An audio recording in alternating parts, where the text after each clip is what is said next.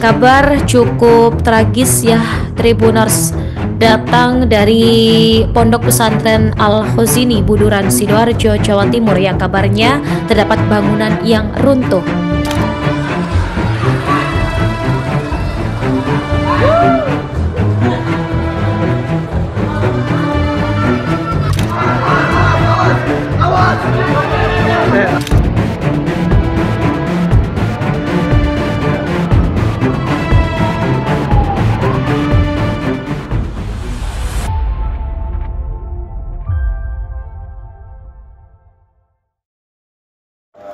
Dul Tribun Jatim dan Membaca Surya. Kali ini kami ada di salah satu rumah korban meninggal dunia yang dikabarkan pertama kali oleh pihak tim SAR gabungan yang melakukan proses evakuasi dalam insiden ambruknya gedung bertingkat di Pondok Pesantren Al-Khozini Buduran Sidoarjo. Yakni kediamannya adalah kediaman korban yang bernama Maulana Alfan Ibrahim berusia 13 tahun dan duduk di kelas 1 MTS yang ada di Pondok Pesantren tersebut. Dan informasi yang kami himpun, ternyata kemarin jenazah dari korban berhasil ditemukan di bawah runtuhan sekitar pukul 16.00 pada hari Senin kemarin, pada hari waktu kejadian insiden ambruknya gedung tersebut. Kemudian korban dievakuasi ke instalasi gawat darurat Rumah Sakit Islam Siti Hajar di Kabupaten Sidoarjo, dan ternyata kondisi luka yang ada pada sekujur tubuhnya itu membuat Alfan atau Maulana Alfan Ibrahimovic ini dikabarkan meninggal dunia. Kemudian untuk jenazah kemudian dibawa ke rumah duka yang ada di Kelurahan Bongkaran yang ada di lokasi ini pada pukul 22.00. Kemudian setelah disolatkan, dikafani dan lain sebagainya, jenazah kemudian dibawa oleh pihak keluarga untuk dimakamkan di kompleks pemakaman umum yang ada di permukiman keluarga besar dari Alfan ini, yakni ada di kawasan Blega, Kabupaten Bangkalan. Dan proses pemakaman tersebut berlangsung sekitar pukul 01 dini hari, sudah masuk hari Selasa tanggal 30 September 2025. Dan berikut adalah hasil wawancara kami dengan pihak perwakilan dari keluarga di rumah duka korban Maulana Alfan Ibrahimovic. Keluarga itu juga alumni pondok situ? Banyak kakak-kakaknya keluarga. Berarti Mas Maulana ini anak keberapa dari berapa bersaudara? Dari anak dari dua bersaudara. Anak terakhir berarti ya? PRT, untuk korban kemarin itu dirawat di mana itu? Informasi awalnya? Di Rumah Sakit Siti Hajar. Siti Hajar. Itu memang dalam keadaan meninggal dunia atau dalam perawatan itu? Dalam perawatan. Dalam perawatan. Jadi Mas Maulana sempat kritis itu dia. Iya. Kemudian dikabarkan meninggal dunia jam berapa itu? Secara resmi kemarin? Kurang lebih jam 4-an. Jam 4-an. Sore itu Pak. Ya.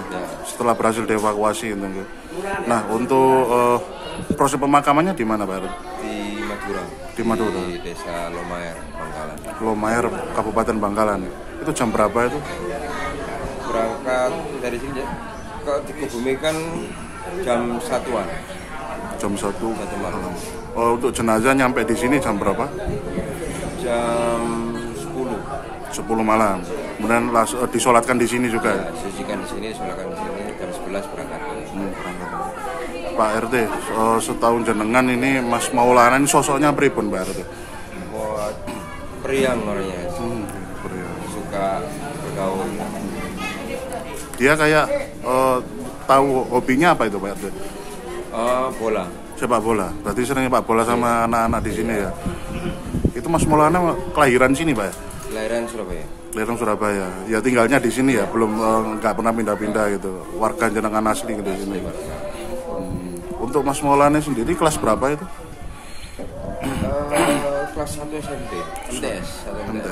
Dan memang mondok dan sekolah di Al-Khozini ya.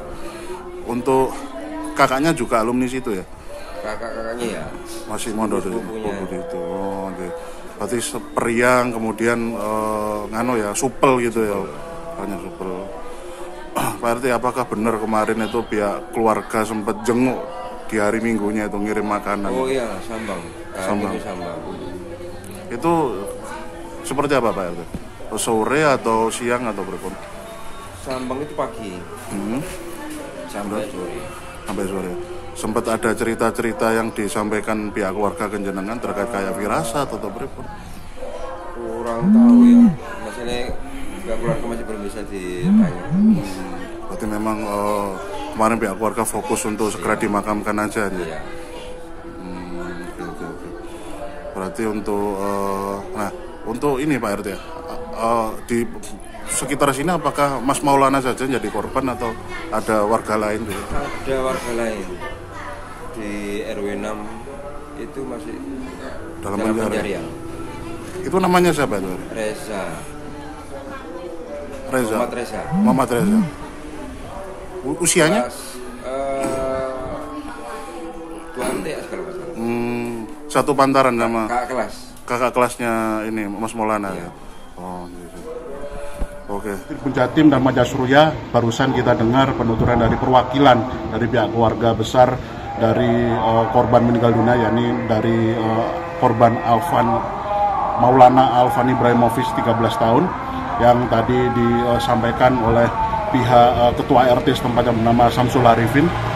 Dan hingga saat ini informasi yang bisa kami update terkait insiden ambruknya gedung pondok pesantren tersebut adalah proses pencarian masih terus dilakukan oleh tim gabungan, tim SAR gabungan dari berbagai macam instansi, dan proses pencarian tersebut masih akan terus berlangsung hingga beberapa hari ke depan. Dan informasi yang berhasil kami himpun berdasarkan keterangan dari Sekda Prof Jatim Adi Karyono yang tadi sempat melakukan pengecekan di lokasi sejak subuh dini hari mendampingi Gubernur Jawa Timur, kemudian melakukan monitoring pemantauan data yang sudah berhasil dihimpun oleh tim Basarnas yang terus bekerja walaupun pada malam hari.